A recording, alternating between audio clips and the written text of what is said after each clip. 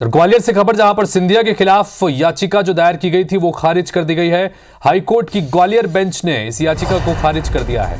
सिंधिया के खिलाफ ये याचिका लगाई गई थी, चुनाव याचिका थी। याचिका में राज्यसभा निर्वाचन को चुनौती दी गई थी। पूर्व नेता प्रतिपक्ष डॉक्टर गोविंद सिंह ने 2020 में ये याचिका लगाई थी, लेकिन इसे ग्वालियर हाईकोर्ट की ग्वालियर बेंच ने आज खारिज कर दिया है। नासिर गौरी हमारे साथ, हमारे सहयोगी जुड़ने से बात करते हैं। नासिर, ये याचिका लगाई गई थी, चुनावी याचिका थी, सिंधिया की निर्वाचन को चुनौती दी गई थी, लेकिन इसे आज खारिज कर दिया गया है। क्या कुछ कोर्ट की तरफ से कहा गया है?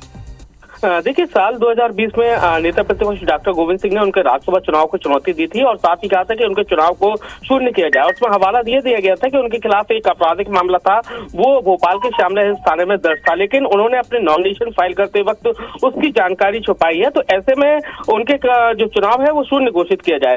तो लगातार इस मामले को सुनवाई चल रही थी और डॉक्टर गोविंद सिंह की तरफ से दिल्ली से हाईकोर्ट के दिल्ली के सुप्रीम कोर्ट के वकील तक पैरवी करने आ रहे थे, लेकिन कोर्ट ने मामला के बाद अपना फैसला को सुरक्षित रख लिया था। लेकिन आज उन्होंने इस मामले को लेकर ऑर्डर जारी कर दिया है, उसमें उनकी याचिका को खारिज कर दिया और इससे पूर्व भी उनके ऊपर, डॉक्टर गोविंद सिंह के ऊपर 10,000 की कॉस्ट लगा चुके थे, लेकिन फैसला आना शेष था।